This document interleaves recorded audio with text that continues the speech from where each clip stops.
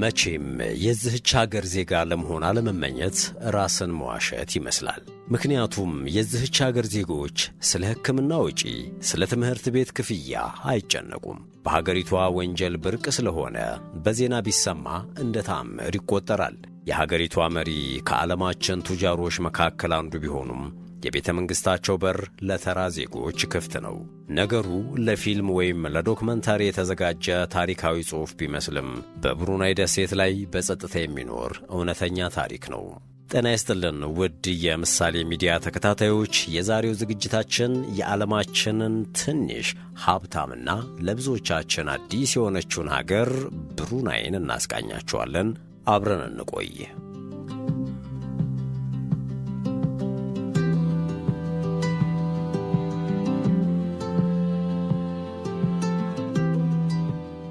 ሕይወት በትንሹ ሀገር በብሩናይ ከዓለማችን የሥልጣኔ ውድድር ጋር ከባድ ግን ደግሞ ዝግታ የሞላበት ፉክክር የገጠም ይመስላል።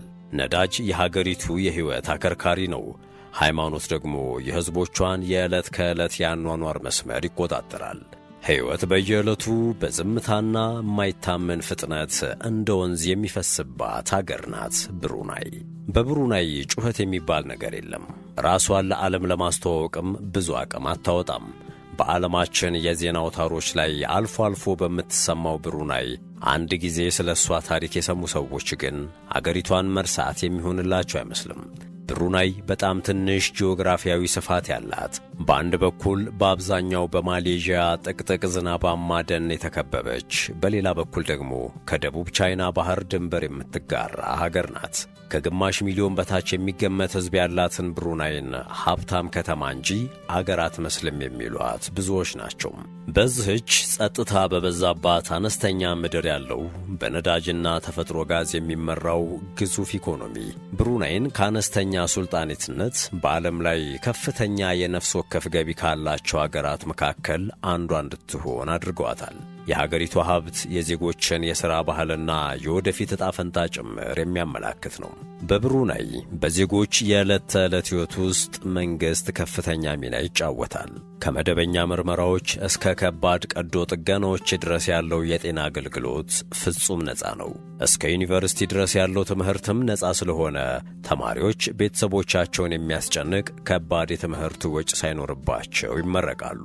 የግል ገቢ ግብር የሚባል ነገር ስለሌለ ዜጎች የሚያገኙት ገቢ ሙሉ በሙሉ የራሳቸው ነው። የመኖሪያ ቤት ድጋፍ፣ የነዳጅ ድጎማ፣ የጡረታ ክፍያዎችና የመንግሥት እገዛ ጠንካራ የማኅበራዊ ዋስትና መሠረት ስለፈጠሩ በሌሎች አካባቢዎች የተለመዱት ማኅበራዊና ኢኮኖሚያዊ ጭንቀቶች በብሩናይ የሉም። የብሩናይ ዜጎች የሕይወት መርህ ስለ መታገልና ማሸነፍ ሳይሆን ስለ መረጋጋት ነው። በሀገሪቱ ሁለንተናዊ ሥርዓት ውስጥ ሱልጣን ሐሰን አልቦልኪያህ የሚባሉ ቁልፍ ሰው አሉ። እኚህ መሪ ስማቸው ከሀብትና ብሔራዊ ልግስና ጋር በጥብቅ ይመሳሰላል። ሱልጣን ሐሰን አልቦልኪያህ በዓለማችን ለረጅም ጊዜ ከገዙ ሀብታም ነገሥታት መካከል አንዱ ሲሆኑ የአኗኗር ዘይቤያቸውም እጅግ የታወቀ ነው። ኢስታና ኑሩል ኢማን የተሰኘው ቤተ መንግሥታቸው በዓለም ላይ ካሉ ግዙፍ የመኖሪያ ቤተ መንግሥቶች መካከል አንዱ ሲሆን በዓለማችን ካሉ ቅንጡ ሆቴሎች አልጋ ቁጥር የሚበልጥ የመኝታ ክፍሎች አሉት።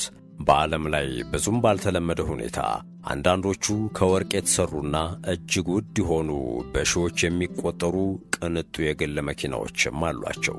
ከምንም በላይ የብሩናይን አስተዳደር ልዩ የሚያደርገው የንጉሡ ሀብት ብቻ ሳይሆን ሀብታቸውን ለዜጎች የሚያጋሩበት መንገድ ነው።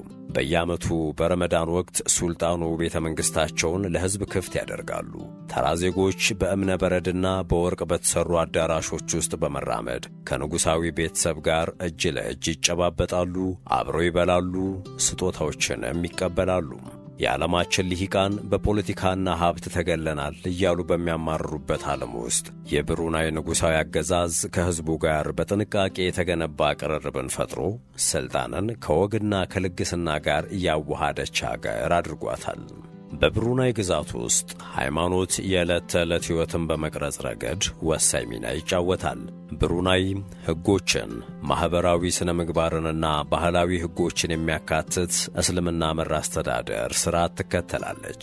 በብሩናይ አልኮል በይፋ አይሸጥም። የምሽት ክለቦች የሉም። ይፋዊ የፍቅር መግለጫ እንቅስቃሴዎችም ይከለከላሉ። ሥርዓት የጠበቀ አለባበስ መከተል ለብሩናይ አዲስ ነገር አይደለም። ሕዝብ በሚበዛባቸው ስፍራዎች አክብሮት፣ ቁጥጥርና ሥርዓት የነገሰበት ባህል ይንጸባረቃል። ለሙስሊሞች የሸሪያ ሕግ ብዙ የሕይወት ገጽታዎችን ይመራል። ሙስሊም ያልሆኑ ሰዎች ደግሞ ሰፋ ያለውን ማኅበራዊ ማዕቀፍ እስካከበሩ ድረስ እምነታቸውን በነጻነት እንዲያራምዱ ይፈቀድላቸዋል። ይህም የብሩናይ ዜጎች የተረጋጋ ሕይወትን እንዲመሩ አስችሏቸዋል። በብሩናይ ወንጀል እጅግ ዝቅተኛና ከተሰማም እንደ ተአምር የሚታይ ነው። ለነገሩ ያ ሁሉ ኢኮኖሚያዊና ማኅበራዊ ዋስትና የቀረበለት ዜጋ ምን አጣው ብሎ ወንጀል ሊሠራ ይችላል?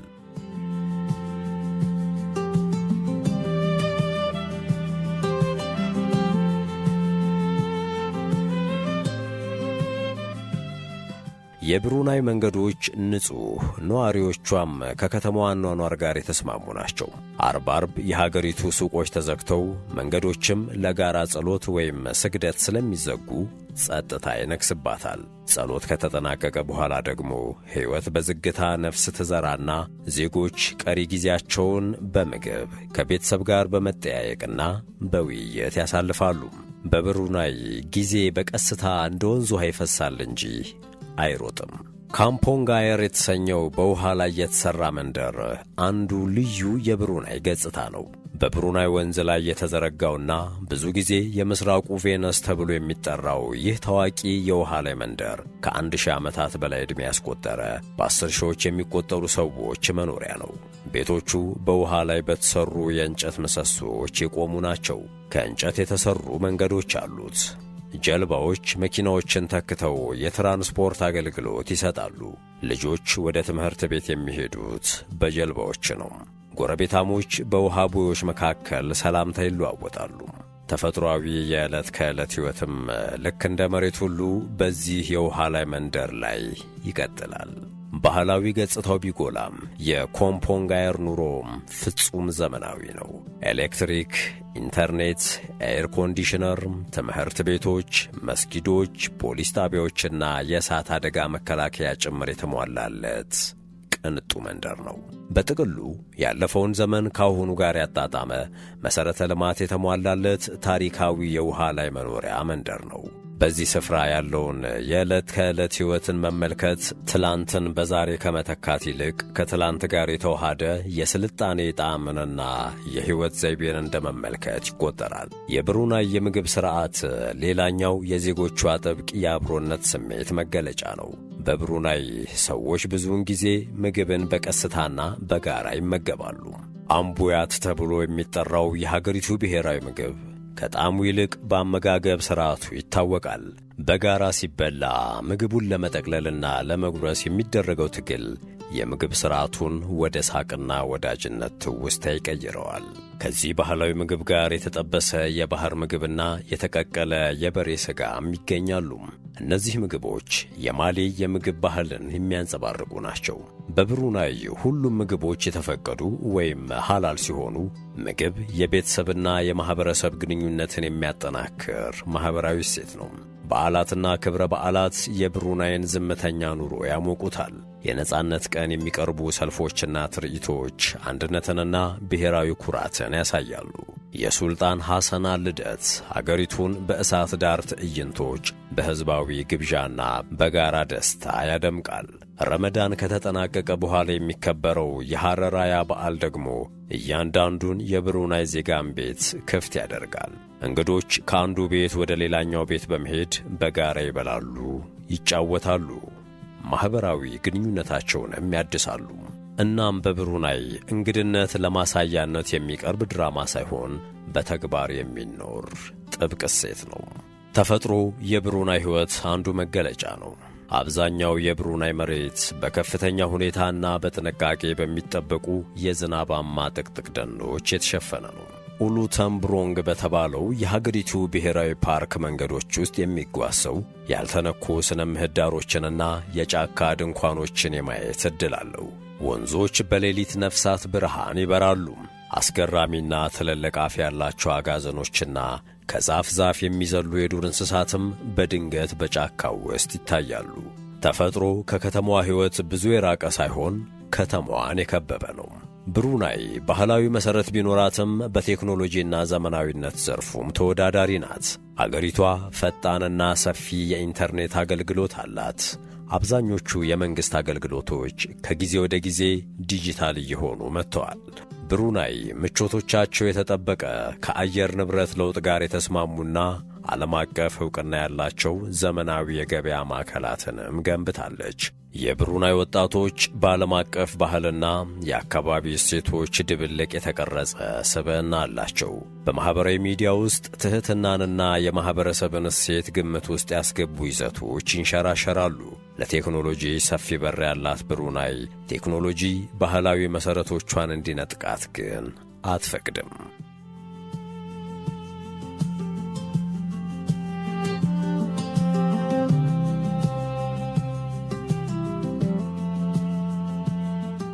በብሩናይ የሚኖሩ የሌላ ሀገር ዜጎች ሕይወት ከሀገሪቱ ዜጎች ሕይወት የተለየ አይደለም። ምንም እንኳ የሀገሪቱ የኑሮ ዘይቤ ከአብዛኞቹ የዓለም ከተሞች በተለየ ሁኔታ ጸጥ ያለ ቢሆንም የውጭ ዜጎች ብሩናይን ሰላማዊ፣ ደህንነቷ የተጠበቀና ምቹ ብለው ይገልጿታል። ራስን ከሀገሪቱ ጥብቅ ባህል ጋር ማስማማት፣ ትዕግሥትና አክብሮትን መለማመድ ግድ ቢላቸውም ብዙውን ጊዜ ሌላ ቦታ የማያገኙትን የኑሮ ዘይቤ በዚህች አገር ያገኛሉ። አገሪቷ የማያቋርጥ የደስታ ቦታ ብቻ ሳይሆን ለመረጋጋትና ለማሰላሰል የሚመች ሕይወት ያለባት አገር ናት። የብሩናይን የወደፊት ዕጣ ፈንታ ስንመለከት የሚነሳው ጥያቄ ምናልባት ነዳጅ የሀገሪቱን ኢኮኖሚ መምራቱን ቢያቆም ምን ሊፈጠር ይችላል የሚል ነው። የሀገሪቱ መንግሥት በትምህርት ኢኮቱሪዝምና የተፈቀዱ ኢንዱስትሪ ዘርፎች ላይ መዋለ ንዋይን በማፍሰስ የሀገሪቱን መጪ ትውልድ ከነዳጅ ጥገኝነት የተላቀቀ ኢኮኖሚ እንዲኖረው እየሠራ ነው። የታሰበበት መረጋጋትን ማዕከል ያደረገና ከፈጣን ሽግግር ይልቅ ወደ ዘላቂ ኢኮኖሚ ያጋደለ ለውጥ እያካሄደች ነው ይሏታል። ብሩናይ ጥልቅ ባህላዊ መሠረት ያላት ግን ደግሞ በጣም ዘመናዊ ከሚገመተው በላይ ሀብታሞች የሚኖሩባት፣ ሰፊ ማኅበራዊ ቁጥጥር ያለባት፣ በሕዝቦቻቸው መካከል በነጻነት የሚንቀሳቀሱ ቢሊዮነር ሱልጣን የሚያስተዳድሯት በተቃርኖ የተሞላች አገር ናት። ከ1000 ዜጎች መካከል 805ቱ የመኪና ባለቤት ናቸው። ንጉሣቸው ደግሞ ከ7000 በላይ ውድ መኪኖች አሏቸው። የብሩናይ ስኬት ጩኸት የሌለበትና በራሱ የሚናገር ነው። በፍጥነት ጩኸትና ተከታታይ ለውጥ በተሞላ ዓለም ውስጥ በጸጥታ የሚታየው በራስ መተማመን የብሩናይ ትልቅ ጥንካሬ ሳይሆን አይቀርም። ብዙውን ጊዜ የውጭ ጎብኚዎችን የሚያስደንቀው የብሩናይ ሀብት ወይም የአስተዳደር ሕጎቿ ሳይሆን የሀገሪቱ ስሜታዊ ድባብ ነው። በሌላ ቦታ ዘመናዊ ሕይወትን የሚያንቀሳቅሰው ጫጫታ ሆን ተብሎ የተወገደ ይመስል የብሩናይ ዜጎች በዕለት ተዕለት ግንኙነቶች ውስጥ እርጋታ የተሞላባቸው ናቸው። ሰዎች በረጋ መንፈስ ይናገራሉ። የትራፊክ ፍሰቱ በትዕግሥት ይስተናገዳል። የተጨናነቁ ቦታዎች እንኳ ከትርምስ ነፃ ሆነው በቁጥጥር ስር እንደሆኑ ያስባሉ። ልጆች ጠንካራ የደህንነት ስሜት ይዘው ያድጋሉ። የተሟላ የትምህርትና የጤና ዋስትና እንዳላቸውም ያውቃሉ። ሽማግሌዎች ደግሞ በጡረታና በቤተሰብ ላይ ባተኮሩ እሴቶች ተደግፈው በክብር ይኖራሉ።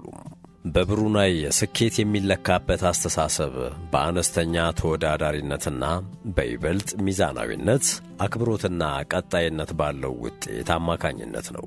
ይህ መረጋጋት ጸጥ ያለ የንግድ ልውውጥንም ያስተናግዳል። የብሩናይ ዜጎች ብዙ ጊዜ ወደ ውጭ ከመሄድ ይልቅ ወደ ውስጥ የሚንቀሳቀስ፣ በግል እድገት ላይ ያተኮረ፣ በሃይማኖታዊ ታማኝነትና በቤተሰብ መረጋጋት ላይ የሚገለጽ ስኬትን ይፈልጋሉ። ብዙ የብሩናይ ወጣቶች በሀገራቸው ያለውን ሰላምና ነጻነት አጥብቀው ሲፈልጉ፣ አንዳንድ የብሩናይ ወጣቶች ግን ፈጣን ለውጥን በመሻት ከሀገራቸው ውጭ መሄድን ያልማሉ። ይህ በምቾትና በማወቅ ጉጉት መካከል ያለው ውጥረት አዲሱ ትውልድ ከወላጆቹ ከወረሰው ዝምተኛ ስኬት ይልቅ በጩኸትና በፍጥነት ወደ ተሞላው ሌላ ዓለም የሚያማትርበትን የብሩናይ ቀጣዩን የታሪክ ምዕራፍ ያመላክታል። በጥቅሉ ሕይወት በብሩናይ የሚገለጸው በእይታ ወይም በፍጥነት ሳይሆን አልፎ አልፎ በሚሰማ ዝምተኛ በራስ የመተማመን ስሜት ነው። ሀብት የማይጮህበት፣ እምነት የበላይ ከመሆን ይልቅ አማኞችን የሚመራበት፣ መረጋጋት ለጥቂቶች እንደ መብት ሳይሆን እንደ ብሔራዊ ሀብት የሚቆጠርባት አገር ናት ብሩናይ። ምንም እንኳ ማለቂያ በሌለው ወደፊት በሚሮጥ ዓለም የተከበበች ቢሆንም ከትርምስና ከልክ በላይ ከሆነ ቁጥጥር ይልቅ ጸጥታ የሞላበትና ቀጣይነትን የተላበሰ እንቅስቃሴን ትመርጣለች። የወደፊቱን ጊዜም በግድ የለሽነት ሳይሆን በትዕግሥት በወግና በእንክብካቤ ለመቅረጽ የምትሠራ አገር ናት። የነዳጅ ሀብት ከመንፈሳዊ ተግሣጽ ያልተጣሉበትና ዘመናዊ ሕይወት ከጥንታዊ እሴቶች ጋር በቀስታ የተሰናሰሉባት፣ በዘመናዊው ዓለም ውስጥ ብዙም የማይታይ የተለየ ሕይወት ያለባት ትንሽ ሀብታምና ዝምተኛ ሀገር። ስለ ተከታተላችሁን ምስጋናችን ወደር የለውም። ቸር ቆዩን።